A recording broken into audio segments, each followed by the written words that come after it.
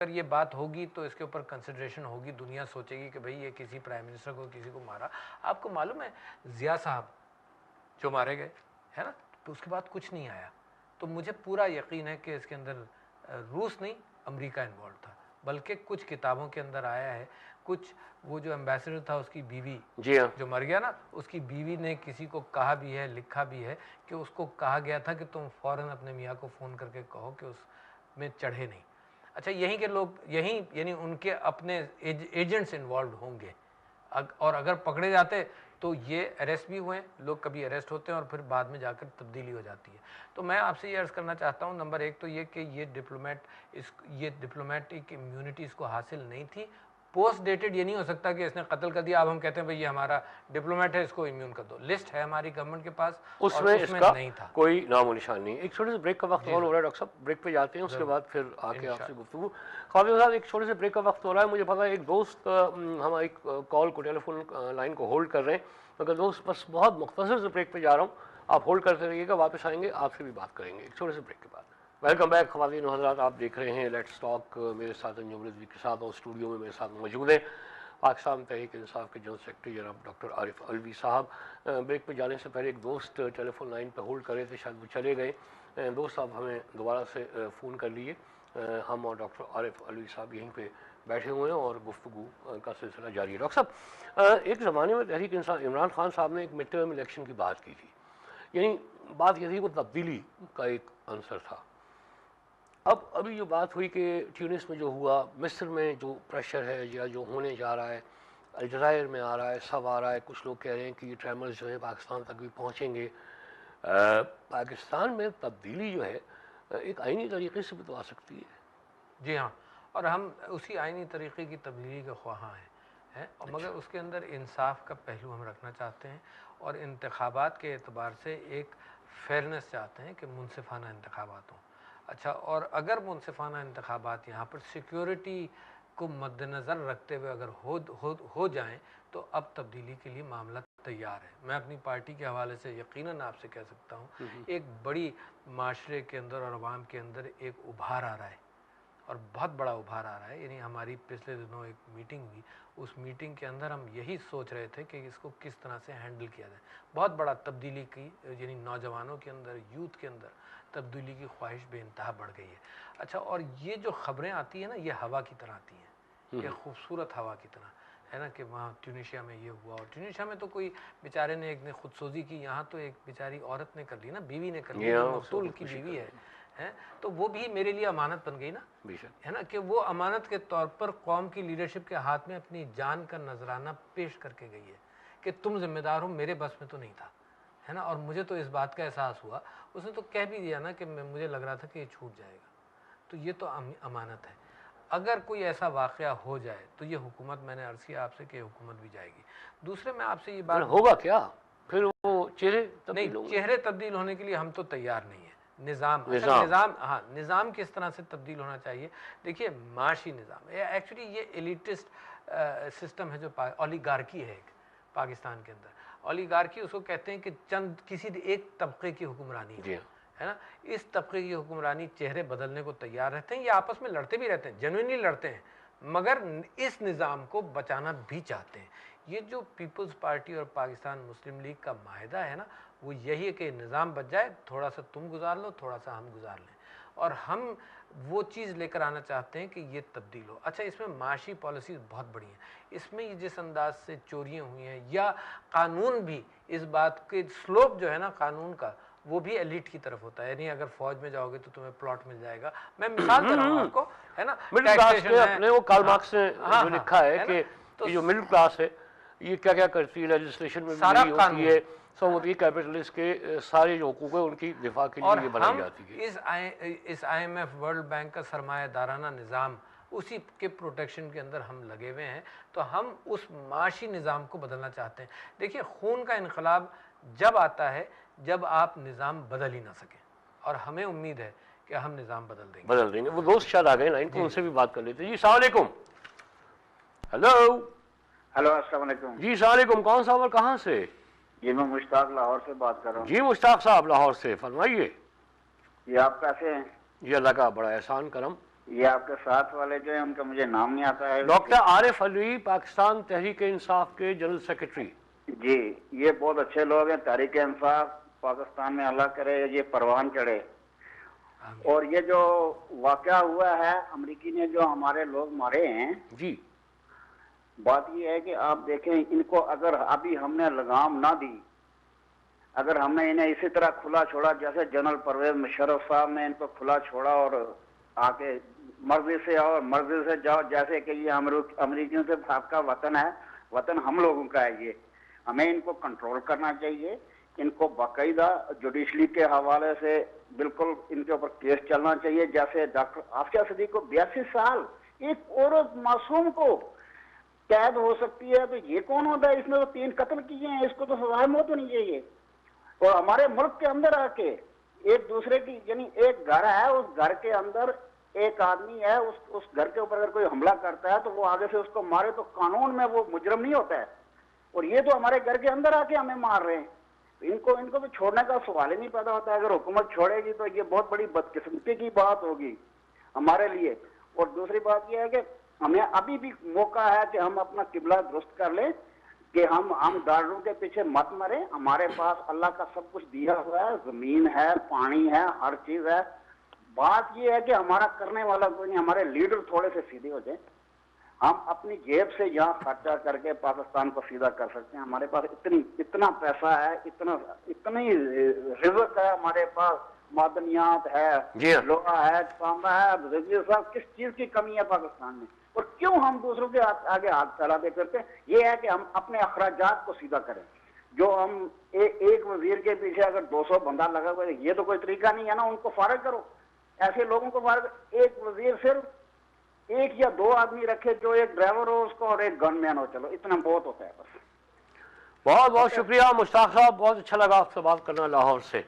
उन्होंने कहा कि एक वजीर बहुत होता है, एक गनमैन भी होता है। बरतानिया में तो हमने ये देखा कि वो गनमैन में ही वो तो बेचारा वजीर खुद बसों में सफर कर रहा होता है। नहीं, बात इनकी बिल्कुल सही है। हाँ, मगर ये आपने देखा टेम्परेचर, देखिए ना, अवामी टेम्परेचर है ना ये। अच्छा, और जब बॉइलिंग पॉइंट पे आ रहा है कहीं, आप देखो ट्यूनीशिया तो पाकिस्तान से बेहतर सूरत हाल में था इकोनॉमिक, फाइनेंशियली, ठीक है, फाइनेंशियली। मिस्र में भी कोई भूखा नहीं है, ठीक है ना। यमन के अंदर भी यही हाल है ना, कोई भूखा यमन में गुर्बत है, और गुर्बत है। उर्दून के अंदर बहुत हाल है ना। अच्छा, और मगर पाकिस्तान इन सब से गया गुजरा भूख और मुफलिसी के एतबार से। औरतें अपने बच्चों को बेच रही हैं, है ना। लोगों को मालूम नहीं है कल का खाना कहाँ से आएगा। और सड़कों पर गुर्बत हर तरफ नज़र आती है। मुझे तो ताज्जुब ये होता है कि लीडरशिप, भाई ने ये बात कही कि लीडरशिप इनको ये सही हो जाए, ये सही नहीं हो सकते। कोई उम्मीद नहीं है मुझे सही होने की, कोई उम्मीद नहीं। इस लीडरशिप पर कोई उम्मीद नहीं है। एक चेंज ऑफ लीडरशिप बेइंतहा ज़रूरी है। मुझे काबीना में रख दो बदल, और काबीना को छोटा कर रहे हैं। उर्दू ने भी यही किया है, उर्दू ने भी घबरा कर ये किया कि सारी काबीना को डिसमिस कर दिया कि नई काबीना लाएंगे। इन्होंने भी घबरा कर यही काम किया है।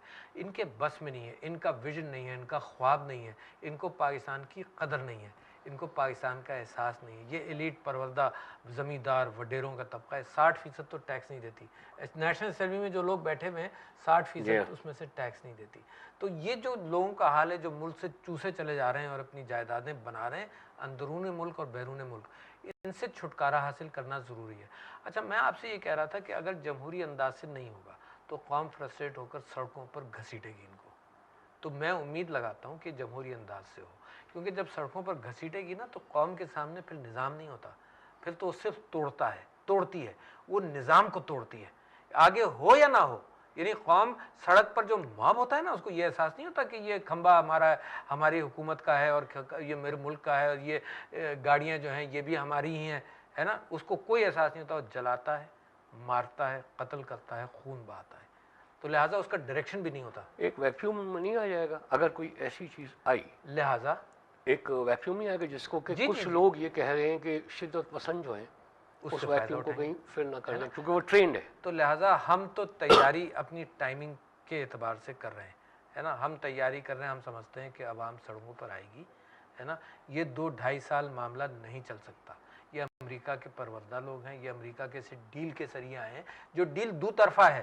یعنی یہ ڈیل تھی کیانی صاحب نے کروائی تھی اور مارک لائل گلانٹ جو امریکن وہ برٹش امبیسڈر تھا امریکنوں کے ساتھ میسنجر سے رحمان ملک صاحب تھے، بے نظیر بھٹو صاحبہ تھیں، اور یہ انڈرسٹینڈنگ پاکستان مسلم لیگ نون کے ساتھ بھی ڈیولپ ہوئی اور یہ لوگ اس ڈیل کے ذریعے آئے. سارے این آر او جو نکالے گئے تھے سارے چوروں کو ریہیبلیٹیٹ کیا گیا، انہوں نے دوبارہ وہی لوٹ مار پر کا بازار گرم کیا. مگر امریکہ تو یہ چاہتا ہے نا کہ وفادار کون ہے، تو مشرف کے بعد یہ وفاداری زرداری صاحب کے کھاتے میں آئی. اب جو نظام تبدیل ہوگا نا تو امریکہ کی وفاداری سے ہمیں چھٹکارا اپنی وفاداریوں پر آنا پڑے گا. نہ ہم چائنا کے وفادار ہوں گے، نہ ہم ہندوستان کے، نہ امریکہ کے، ہم اپنے وفادار ہوں گے. چائنا ہمارا دوست ملک ہے اور بہترین دوست ہے نا. اس مائنڈ سیٹ کو کیا کہیں گے جو ایک مرتبہ حبیب جالب نے کہا تھا کہ سب امریکہ کے خلاف سڑکوں پہ آ گئے، اور اگر آج ابھی یہاں اعلان کر دو کہ امریکن ویزا کھل گیا ہے، سب کو مل رہا ہے، تو سارا مجموعہ وہاں کھڑکی میں جا کے کھڑا ہو جائے گا. مگر یہ ایک غلط کمپیریزن ہے. اس وجہ سے غلط کمپیریزن ہے کہ ایک طرف تم انقلاب کی بات کرو اور ایک طرف غریبوں کے لیے کھانا رکھو تو میرا غریب جو ہے وہ کھانا کھا لے گا، ہے نا. تو یہ ایک غلط سوال ہے، انفیئر سوال. اچھا، آپ متفق نہیں ہیں؟ نہیں، میں کہتا ہوں ممکن ہے، کیونکہ امریکہ کے ڈھول سہانے اور وہاں پر کم سے کم روزگار تو ملے گا. تو اگر میرا غریب گرین کارڈ کی فکر میں جاتا ہے تو وہ اس لیے نہیں جاتا کہ وہ خودداری ہے اور وہ ان کا غلام ہونا چاہتا ہے، وہ صرف اس لیے جائے گا کہ وہ سوچے گا کہ میں اقتصادی اعتبار سے اس کو نوکری ملے گی، ہے نا. تو میں اس سے اتفاق کرتا ہوں. اس میں یعنی ایک آخری کالر لے لیں پروگرام کو ختم کرنے سے پہلے. جی جناب علی، السلام علیکم. ہیلو.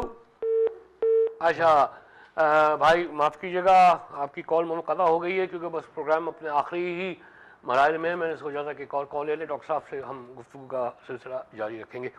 تو آپ سمجھ رہے ہیں کہ صرف اقتصادی ہوگا، یعنی ذہنی کوئی ایسی تبدیلی نہیں آئے گی؟ نہیں، یہ نہیں آپ یہ کہہ رہے ہیں کہ اگر ان کو آفر کیا جائے، یہ آپ کہہ رہے ہیں. نہیں، وہ تو بیچارے غریب لوگ ہیں، ان کو تو آپ نوکری دے دیں تو کسی بھی نوکری کے ساتھ چلے جائیں گے.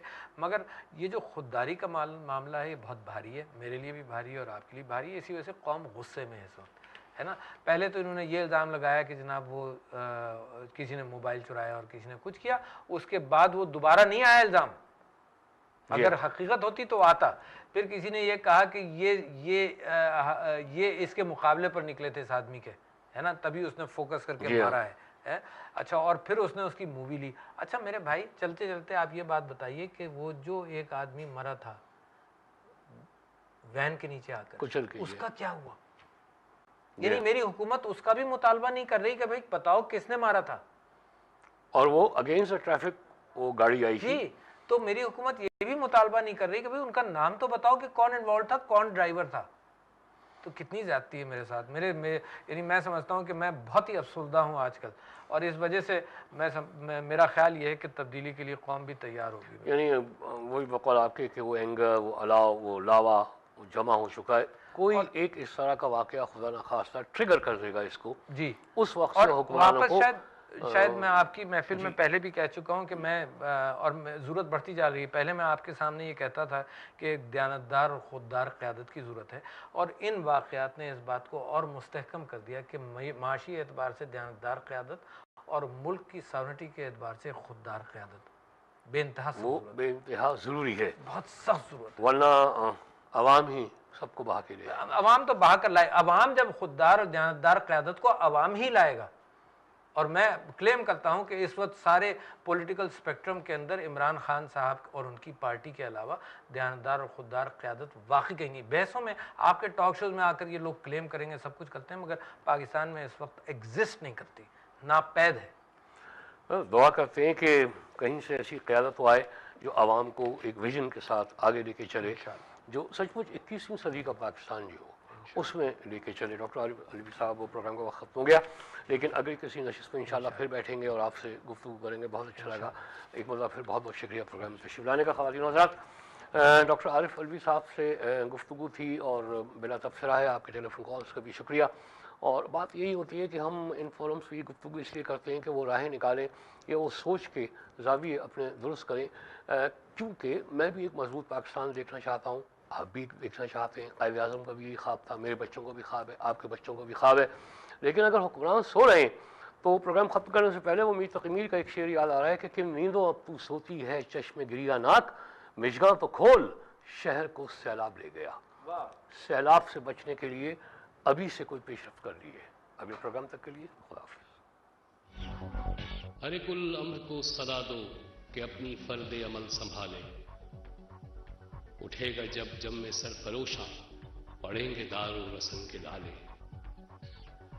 کوئی نہ ہوگا جو بچا لے. جزا سزا سب یہیں پہ ہوگی.